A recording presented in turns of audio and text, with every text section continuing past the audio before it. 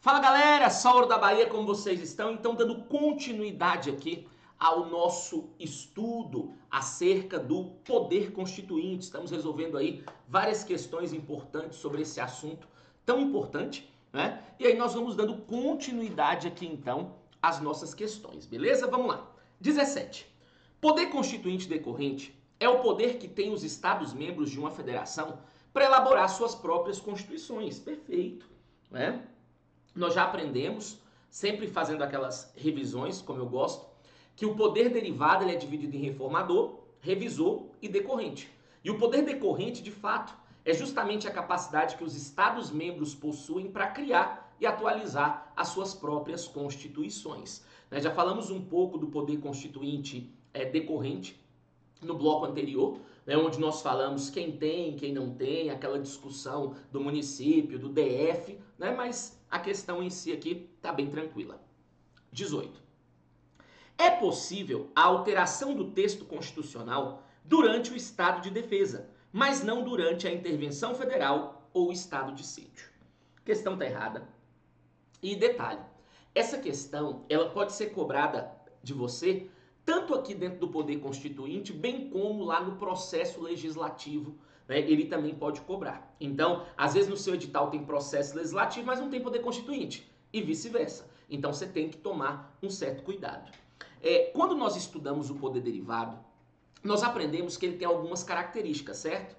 Ele é limitado, ele é condicionado, ele é jurídico, ele é subordinado. Então, se o poder derivado como um todo, ele é limitado, ele é limitado a quem? Ao originário. É o originário que coloca os limites que ele pode atuar, ok? E aí o poder reformador, ele tem algumas limitações, isso aqui é importante demais, beleza? Então, quando nós falamos do poder constituinte derivado reformador, que no caso são as famosas emendas constitucionais, nós precisamos lembrar que o poder reformador, segundo a doutrina, ele tem 3 limitações: formais,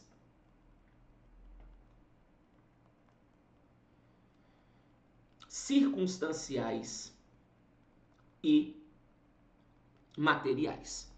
Quando nós falamos, pessoal, de limitações formais, limitação formal quer dizer o quê? Quer dizer procedimento. Então, nós precisamos obrigatoriamente atuar no procedimento colocado pelo poder originário. Por isso, nós vamos ter que tomar cuidado quando falamos em limitações formais em o quê? Por exemplo, iniciativa. Nós já aprendemos que não é qualquer pessoa que pode propor uma PEC. Nós temos os legitimados lá do artigo 60. A questão do quórum de 3/5. Eu não posso aprovar uma emenda por qualquer quórum. A questão, que nós também já vimos, da promulgação, que uma PEC precisa ser promulgada pelas mesas da Câmara e do Senado, com seu respectivo número de ordem. É que uma PEC rejeitada não pode ser proposta na mesma sessão legislativa. Então, todas essas situações que eu acabei de mencionar são limitações formais, são limitações inerentes ao procedimento. Então, se porventura alguma dessas formalidades acabarem sendo descumpridas, não tem conversa. Essa PEC ela tem que ser julgada inconstitucional. Então, quando eu falo de limitações formais, eu estou me referindo a limitações inerentes ao procedimento. Agora, nós também vamos encontrar limitações circunstanciais. Essa aqui cai com uma frequência absurda em prova. Alguns períodos que nós podemos estar passando, nós não vamos permitir que haja emenda constitucional durante esses períodos. Na verdade, são 3. Então, só colocar aqui direitinho. Então, quando nós falamos de limitações circunstanciais, são alguns períodos que nós estamos passando que não permitimos emenda. Quais são esses períodos? Estado de defesa,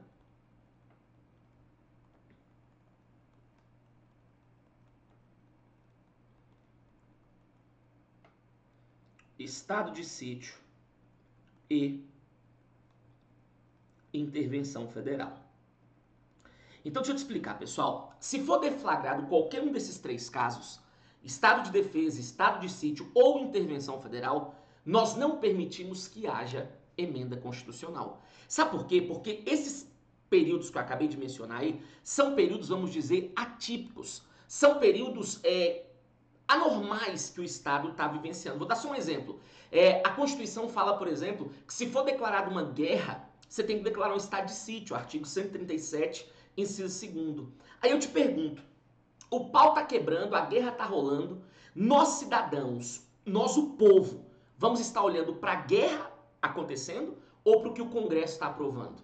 Muito provavelmente, então, eles poderiam aproveitar essa situação para tirar proveito. Infelizmente, algumas pessoas tiram proveito em períodos de desgraça, né? Então, justamente pensando nisso se for deflagrado estado de defesa, estado de sítio ou intervenção federal, nós não permitimos que haja emenda constitucional. Chamamos isso de limitações circunstanciais. Agora, além de limitações formais, além de limitações circunstanciais, nós ainda temos também limitações materiais. Limitação material diz respeito ao conteúdo. Então, limitação formal diz respeito ao procedimento, à forma. Limitação material, por sua vez, diz respeito ao conteúdo.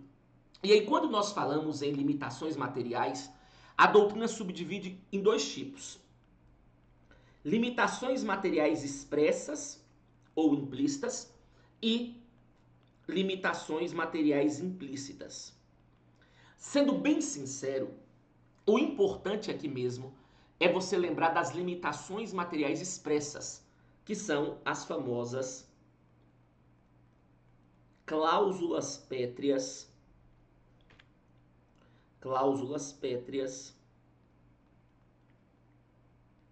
previstas lá no artigo 60, parágrafo 4º. Quando você pega o 60, parágrafo 4º, o que ele fala? Não será objeto de deliberação a proposta de emenda tendente a abolir a forma federativa de Estado, o voto direto, secreto, universal e periódico, a separação dos poderes e os direitos e garantias individuais. Então, essas famosas cláusulas pétreas são as limitações materiais expressas.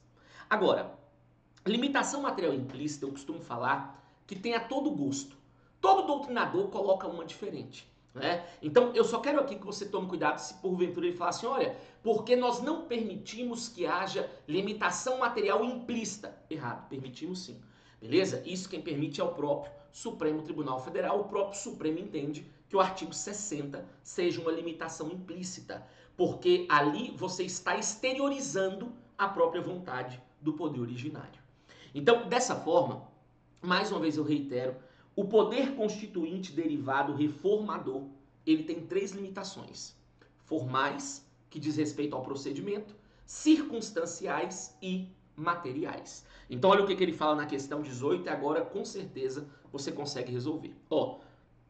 É possível a alteração do texto constitucional durante o estado de defesa, mas não durante a intervenção federal ou estado de sítio. Errado. Os 3 casos aqui configuram limitação circunstancial ao poder reformador.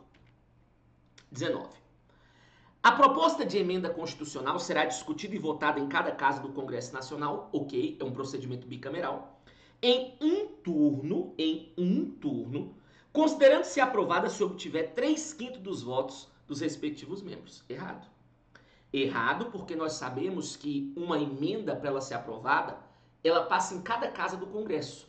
É um procedimento bicameral, Câmara, Senado.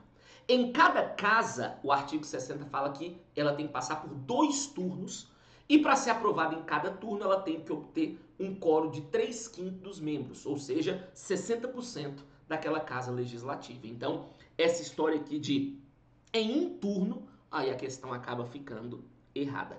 Agora, o resto dela aqui nós tranquilamente podemos salvar, né? 20. A emenda à Constituição é sujeita a sanção ou veto presidencial. Cuidado. Negativo. Errado. Não existe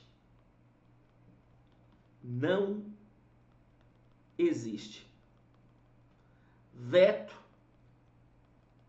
e sanção presidencial para PEC, projeto de emenda constitucional. Deixa eu te explicar. Eu não tenho dúvida que você com certeza já ouviu por aí Falar, o presidente sancionou, ele aceitou a lei. O presidente vetou, ele não concordou com aquela lei. Deixa eu te explicar. Todas as vezes que você aprova uma lei, lei ordinária, lei complementar, obrigatoriamente você manda para uma fase que nós chamamos de deliberação executiva. Você manda para o presidente e aí ele aceitando, ele sanciona, ele não aceitando, ele veta. Beleza? Agora, deixa eu te explicar um detalhe. Não existe na aprovação de uma PEC veto e sanção presidencial. Beleza? Depois que a PEC ela é aprovada pelas duas casas, você já vai mandá-la direto para promulgação. Ok? Só para você não esquecer isso aqui e não cair em uma possível pegadinha do examinador. O único ponto em que o presidente da República participa de uma PEC é se foi dele a iniciativa. Se ele fez a PEC, se a proposta é dele, ele pode falar que ele participou. Caso contrário, não tem nenhum outro ponto que ele vá participar desse procedimento. Beleza? Então, questão errada. 21. A promulgação da emenda à Constituição será realizada conjuntamente pelas mesas do Senado Federal e da Câmara dos Deputados com o seu respectivo número de ordem. Perfeito. Perfeito. Né? Professor, o que é a promulgação? Eu costumo falar o seguinte, eu tento fazer sempre uma analogia com o nascimento de uma pessoa. Um ser humano, ele nasce quando? Quando ele sai do ventre materno. Ali aconteceu o nascimento dele. Agora, o Estado só reconhece essa pessoa quando? Quando ela tem um registro, quando ela tem uma certidão de nascimento. Então, uma emenda, ela nasce quando ela é aprovada nas duas casas. Agora, o Estado só vai reconhecer que aquela emenda ela passou pelo seu devido processo legislativo quando ela for promulgada. Então, usando um termo mais popular, a promulgação nada mais é que a certidão de nascimento da lei, da emenda, beleza? Então, a partir desse momento aqui, o Estado reconhece que mais uma emenda acabou sendo aprovada. Agora, cuidado. Como ele mencionou aqui, a promulgação é feita pelas mesas da Câmara e mesa do Senado Federal. Beleza? Cuidado, porque de vez em quando ele fala mesa da Câmara ou do Senado. Mentira. Eu preciso das duas. Segundo detalhe que sempre ele blefa em prova, que a promulgação vai ser feita pela mesa do Congresso. Mentira. Você tem 3 mesas, cada qual com atribuições próprias previstas regimentalmente. Você tem mesa da Câmara, mesa do Senado e mesa do Congresso. Eu não pedi aqui a participação da mesa do Congresso, mesa da Câmara e do Senado. Com o seu respectivo número de ordem, sim. Deixa eu te explicar. Sempre que você protocola uma mesa sempre que você protocola uma PEC junto à mesa, ela vai ganhar um número para que ela seja discutida e votada. Olha, PEC 123 de 2021, PEC 90 de 2022. Ela tem um número que ela acaba sendo discutida e votada no âmbito do Congresso, ok? Só que você tem que entender que eu posso aprovar uma PEC em semanas, meses ou anos, bem como às vezes eu posso não aprová-la nunca, né? E aí o que acontece? O número que ela vai entrar é sempre o número de ordem. Então, peraí, se a última emenda que nós fizemos foi a emenda constitucional número 107, então quando eu aprovar a próxima PEC, ela entra como emenda 108. Quando eu aprovo a próxima, ela entra como emenda 109. Então, ela sempre entra no respectivo número de ordem da Constituição. Porque o número que ela tem no Congresso, às vezes, é 1, o qual ela foi discutida e votada. Agora, o número que ela entra na Constituição é sempre o número de ordem das emendas. Beleza? Então, questãozinha perfeita, tranquilo. 22. Poderá ser objeto de deliberação a proposta de emenda tendente a abolir a forma federativa de Estado? Não, porque a forma federativa de Estado entra como uma limitação material expressa, não é? Porque você não pode aí abolir esse conteúdo. Agora, isso aqui é tão importante e costuma ser tão cobrado em prova de uma forma geral, não só dentro dessa matéria, que não esqueça, presta atenção. Não será objeto de deliberação, não será objeto de deliberação a proposta de emenda tendente a abolir. Aí aqui ele vai soltar então as cláusulas pétreas. Quais são? Forma federativa de Estado, voto direto, secreto, voto direto, secreto, universal e periódico,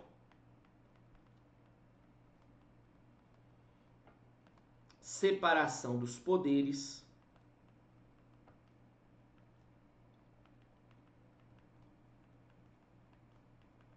e os direitos e garantias individuais. Beleza? Então, essas aqui são as famosas cláusulas pétreas, que também você pode conhecer aí como limitações materiais expressas ou explícitas. Não tem problema. Beleza? Agora, é o seguinte. Isso é tão cobrado em prova, e isso aqui é tão importante para aqueles que estudam direito constitucional como um todo, que a minha sugestão para vocês é: a melhor solução aqui é tentar memorizar logo e não ter problema. Então memoriza logo quais são as cláusulas pétreas. Forma federativa de Estado, voto direto, secreto, universal e periódico, separação dos poderes e os direitos e garantias individuais. Lembrando que eu não posso abolir uma cláusula pétrea. Aí de vez em quando ele fala: ah, porque a cláusula pétrea pode ser modificada, a cláusula pétrea pode ser alterada? Pode. O que nós não permitimos, o que a Constituição proíbe expressamente, é que você tente a abolição de uma cláusula pétrea. E detalhe, por muito tempo vigorou uma tese de que você só podia modificar positivamente as cláusulas pétreas, ou seja, para melhorar. Porém, o Supremo fala que você pode, diante de alguma situação específica, modificar negativamente uma cláusula pétrea, desde que, obviamente, você não venha quebrar a sua essência, desde que, obviamente, você não venha abolir. Então, é possível modificar, é possível alterar uma cláusula pétrea? Sim, nós não permitimos que haja sua abolição. Próxima, 23.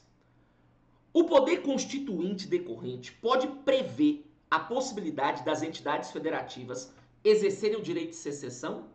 De jeito nenhum. De jeito nenhum por quê? Professor, primeiro, não tô ligado aí. O que é uma secessão?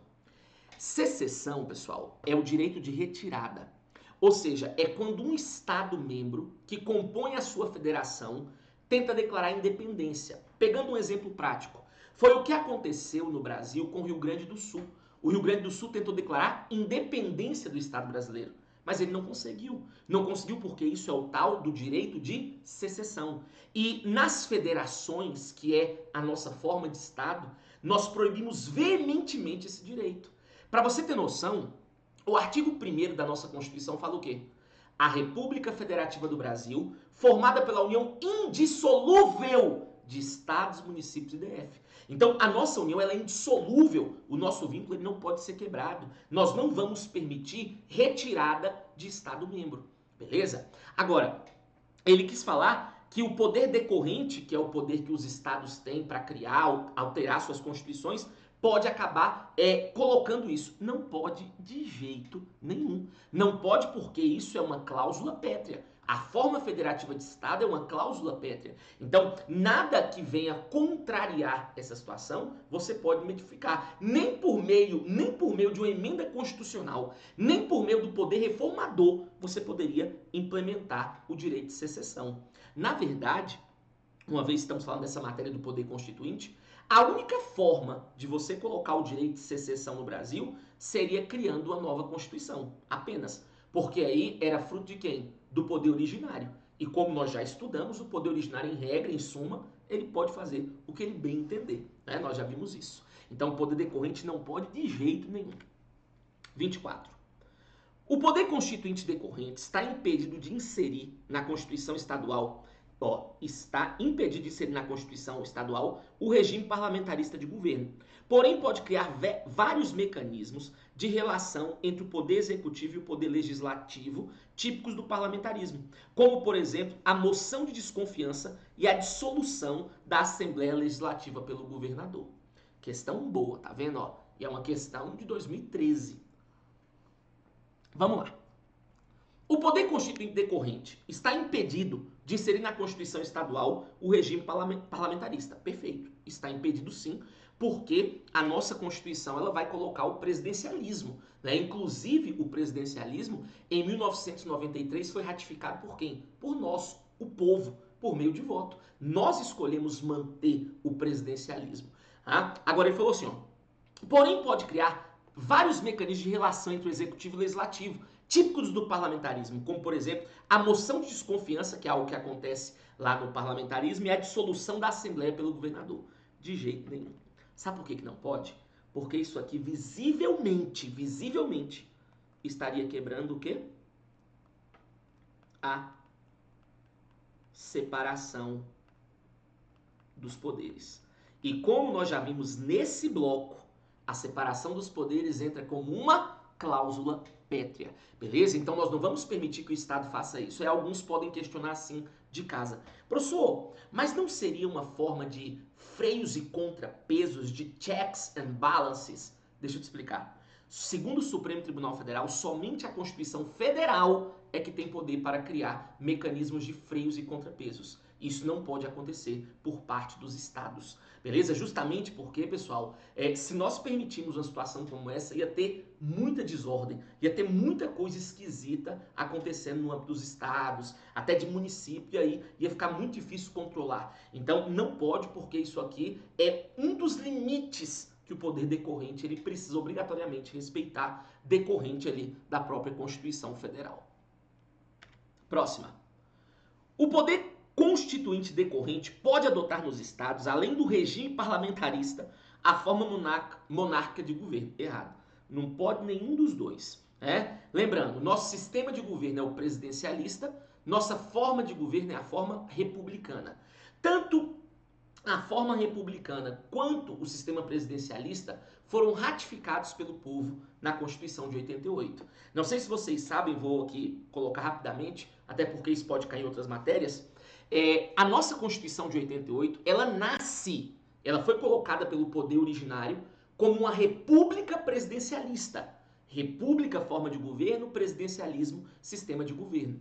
E aí ficou a cargo nosso, do povo, manter ou modificar. E isso aconteceu um plebiscito em 93, o qual o povo podia manter o presidencialismo ou virar parlamentarismo, manter a república ou virar monarquia. Porém, nós, os cidadãos brasileiros, por meio de voto, legitimando assim o regime democrático, escolhemos uma república presidencialista. Não tem como, então, na égide da mesma Constituição, você querer atropelar a vontade do povo, principalmente por meio do poder decorrente, que é um poder derivado. Beleza? Então, não pode de jeito nenhum. 26.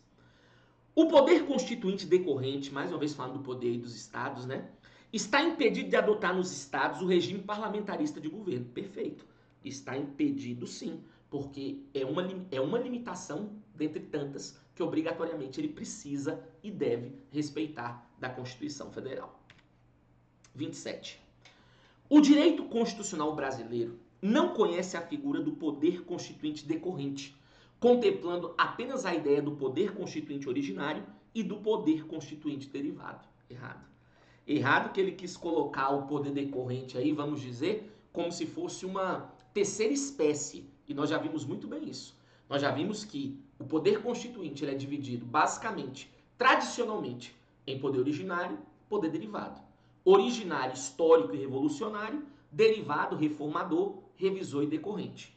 E para os mais moderninhos, para a doutrina mais moderna, nós ainda temos outras duas espécies, vamos dizer assim, de poder constituinte, que alguns falam do difuso, que é a famosa mutação constitucional, e alguns também acabam falando do supranacional. Beleza? Mas a questão aqui está errada, a questão relativamente tranquila.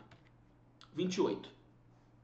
No atual regime constitucional brasileiro, a convocação de uma Assembleia Nacional Constituinte, dotada de poder constituinte originário, apenas poderia ser feito mediante uma emenda à Constituição. E aí? Essa questão é boa demais. Deixa eu te explicar um detalhe muito importante. Quando nós estudamos o poder originário, nós aprendemos que, dentre tantas características, uma das características que ele tem é que ele é um poder incondicionado. E o incondicionado, ele pode ter dois significados. Primeiro, não existe uma forma pré-estabelecida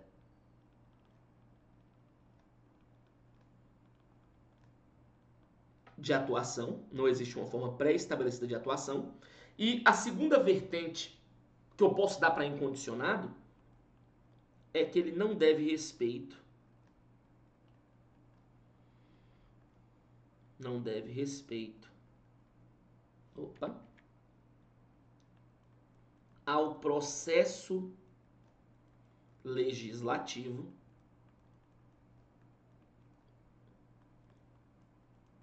da antiga Constituição. Então, quando eu falo que o poder originário é incondicionado, ele tem esses dois significados que ele pode atribuir. Um, que ele não deve respeito ao processo legislativo da antiga Constituição, beleza? Ou seja, nessa nossa Constituição de 88, por exemplo, nós temos como espécies normativas a emenda, lei ordinária, lei complementar, lei delegada, medida provisória, decreto legislativo, resolução. Se na próxima Constituição eu quiser tirar umas 3 ou acrescentar umas outras 4, eu posso.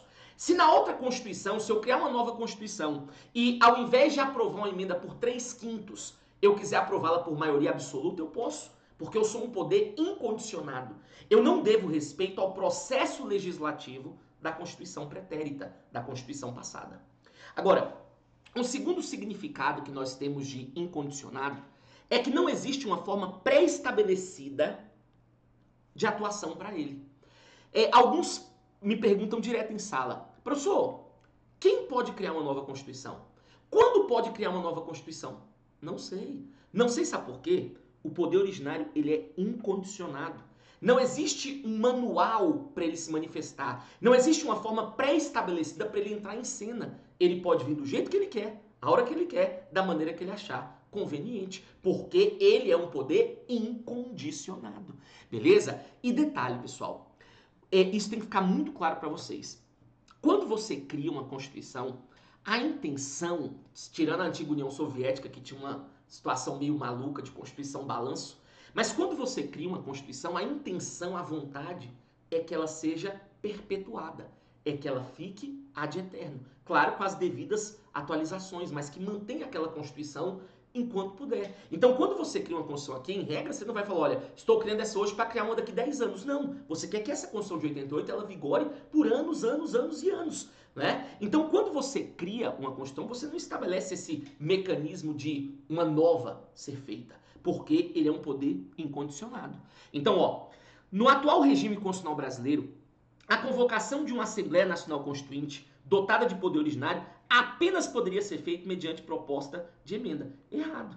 Errado porque o poder ele é incondicionado. E se porventura acontece uma revolução, tem um golpe de Estado e essas pessoas que tomaram o poder resolvem criar uma Constituição, né? Vai ter uma emenda para isso? Não, eles estão tomando o poder. Uma Constituição pode ser criada por outorga, né, que é uma Constituição imposta, ou por Assembleia Nacional Constituinte. E infelizmente, muitas vezes, alguns tomam o poder do Estado e acabam outorgando uma nova ordem constitucional. É algo que pode acontecer. Então, errada a questão. Já temos muita informação nesse bloco, não podemos deixar o bloco aí tão extenso assim, para não ficar algo complicado de revisar, beleza? Então nós vamos parando por aqui. Continuem firmes, continuem convictos no propósito que vocês têm tido diariamente, porque é justamente essa convicção diária, essa motivação interna e essa vontade de vencer que vai levá-lo aí a, com certeza, grandes e grandes aprovações na sua vida aí enquanto concurseiro. Beleza? Grande abraço, bons estudos e até a próxima. Valeu!